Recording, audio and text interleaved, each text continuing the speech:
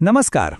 આજે આપણે એક એવી જગ્યાની વાત કરવાના છીએ જે ખાલી પથ્થરનો એક ઢગલો નથી, પણ એના દરેક પથ્થરમાં ગુજરાતની શૌર્ય ગાથા ધબકે છે.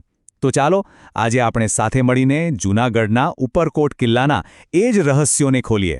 આ કહેવત તો આપણે સૌએ સાંભળી જ હશે, પણ ક્યારેય વિચાર્યું છે કે આવું શા માટે કહેવાતું હશે? શું છે એવું ખાસ આ કિલ્લામાં કે એને જોયા વગર જીવન જાણે વ્યર્થ ગણાય? ચાલો બસ આ જ સવાલનો જવાબ શોધવા માટે આપણી આજની આ સફર શરૂ કરીએ. અને જુઓ, આ કિલ્લાની વાત કોઈ 100-200 વર્ષ જૂની નથી, પણ પૂરા 2300 વર્ષ જૂની છે. વિચાર તો કરો, આટલા લાંબા સમયમાં એણે કેટલાય યુગો અને સામ્રાજ્યોને પોતાની નજર સામે બદલાતા જોયા હશે. તો આ ઉપરકોટનો કિલ્લો આવેલો છે જૂનાગઢ શહેરમાં, ગરવા ગિરનારની તળેટીમાં. અને એ માત્ર જૂનાગઢનું નહીં, પણ ભારતના સૌથી જૂના અને સૌથી મજબૂત કિલ્લાઓમાંનો એક ગણાય છે. સાચું કહું તો આ એક જીવતો જાગતો ઇતિહાસ છે. એની સફર પણ કોઈ ફિલ્મની વાર્તા જેવી છે. શરૂઆત થઈ છેક ચંદ્રગુપ્ત મૌર્યના સમયમાં, પણ પછી તો એવો સમય આવ્યો કે આખો કિલ્લો સદીઓ સુધી જંગલમાં ખોવાઈ ગયો, લોકો એને ભૂલી ગયા. અને પછી ઈસવીસન 976માં એને ફરીથી શોધવામાં આવ્યો. આટલા ઉતાર-ચડાવ જોયા પછી પણ આજે એ આપણી સામે અડીખમ ઊભો છે. એ જ એની સૌથી મોટી તાકાત છે. એની તાકાતનો અંદાજ લગાવવો હોય ને, તો બસ આ એક આંકડો જ કાફી છે: 12. આ કિલ્લાએ એક નહીં, બે નહીં, પણ પૂરા 12 વર્ષ સુધી દુશ્મનોના ઘેરાનો સામનો કર્યો હતો. આ એક જ વાત સાબિત કરે છે કે એને જીતવો લગભગ નામુમકિન હતો. સારું, તો યુદ્ધ અને શૌર્યની વાતો તો થઈ, પણ હવે ચાલો કિલ્લાના એક એવા ખૂણામાં જઈએ જ્યાં શાંતિ અને આધ્યાત્મની ગાથા છુપાયેલી છે. એની દિવાલોમાં માત્ર તલવારના ઘા જ નહીં, પણ પ્રાર્થનાના સૂર પણ ગૂંજેલા છે. હા, અહીંયા બૌદ્ધ ગુફાઓ પણ આવેલી છે. અને સૌથી રસપ્રદ વાત એ છે કે આ ગુફાઓ કોઈના રહેવા માટે નહોતી બની.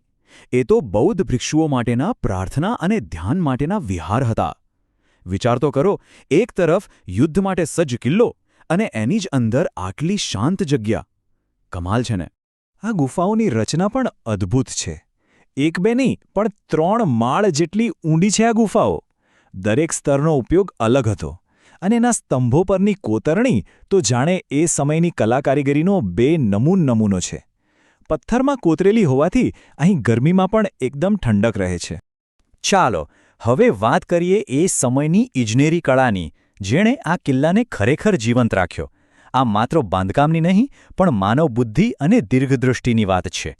જુઓ, કોઈ પણ કિલ્લા માટે 2 સૌથી મોટા પડકાર હોય: એક પાણીની અછત અને બીજું યુદ્ધનો ભય. ઉપરકોટના નિર્માતાઓએ આ બંને સમસ્યાઓનો જબરદસ્ત ઉકેલ કાઢ્યો હતો. પાણી માટે વાવ અને કૂવા બનાવ્યા, અને રક્ષણ માટે તોપો અને અનાજના કોઠાર. આને કહેવાય પરફેક્ટ પ્લાનિંગ. અને હવે આવે છે એ જગ્યા જેનું નામ પેલી કહેવતમાં સૌથી પહેલાં આવે છે: અડીકડી વાવ. આ કોઈ સામાન્ય વાવ નથી. ખબર છે કેમ? કારણ કે એ પથ્થરો જોડીને નથી બની, પણ એક જ મહાકાય પથ્થરને ઉપરથી નીચે સુધી કોતરીને બનાવવામાં આવી છે. આ તો એન્જિનિયરિંગનો એક ચમત્કાર જ કહેવાય. અને બીજો છે નવઘણ કૂવો. એની ડિઝાઇન સાવ અલગ છે. આ કૂવામાં પાણી સુધી પહોંચવા માટે એની ગોળ દિવાલની સાથે જ ફરતી સીડીઓ નીચે જાય છે. આ બંને જળસ્ત્રોત એ વાતનો પુરાવો છે કે એ સમયે લોકો જરૂરિયાત મુજબ કેવી અદ્ભુત રચનાઓ કરી શકતા હતા. હવે વાત કરીએ કિલ્લાના રક્ષકોની. અહીં નીલમ અને માણેક નામની 2 ભવ્ય તોપો આજે પણ મોજૂદ છે. આ તોપો ખાસ તુર્કીથી મંગાવવામાં આવી હતી, દીવના યુદ્ધ માટે. આજે પણ જ્યારે એને જોઈએ ને, ત્યારે એના ભવ્ય ભૂતકાળનો અહેસાસ થઈ જાય છે. પણ ઉપરકોટની વાર્તા અહીં પૂરી નથી થતી. ઇતિહાસના પાનામાંથી હવે આપણે સીધા આવીએ છીએ આજના સમયમાં. ચાલો જોઈએ કે આ ઐતિહાસિક ધરોહરને 21મી સદીમાં કેવું નવું જીવન મળ્યું છે. હમણાં જ આખા કિલ્લાનું ખૂબ જ સુંદર રીતે સમારકામ કરવામાં આવ્યું છે, જેમાં સૌથી વધુ એટલે કે 35% ધ્યાન એની દિવાલોને મજબૂત કરવા પર અપાયું છે. સાથે જ મુલાકાતીઓ માટે સરસ રસ્તા, લાઇટ એન્ડ સાઉન્ડ શો અને રાત્રે ઝળહળી ઉઠે એવી રોશનીની પણ વ્યવસ્થા કરાઈ છે. હવે આ કિલ્લો રાત્રે પણ એકદમ જીવંત લાગે છે. તો અંતે ઉપરકોટનો કિલ્લો શું છે? એ માત્ર એક ઐતિહાસિક ઇમારત નથી. એ સમયનું પ્રતીક છે, જ્યારે કોઈ આધુનિક ટેકનોલોજી ન હતી અને છતાં માત્ર પથ્થર અને માનવ બુદ્ધિના જોરે આવા અદ્ભુત અને અજેય નિર્માણ થતા હતા.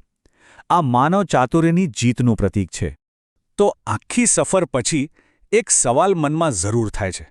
શું આવા કિલ્લાઓ ખાલી ભૂતકાળની નિશાનીઓ જ છે? કે પછી એના દરેક પથ્થરમાં આપણા આજના જીવન માટે પણ કોઈક મોટો સંદેશ છુપાયેલો છે?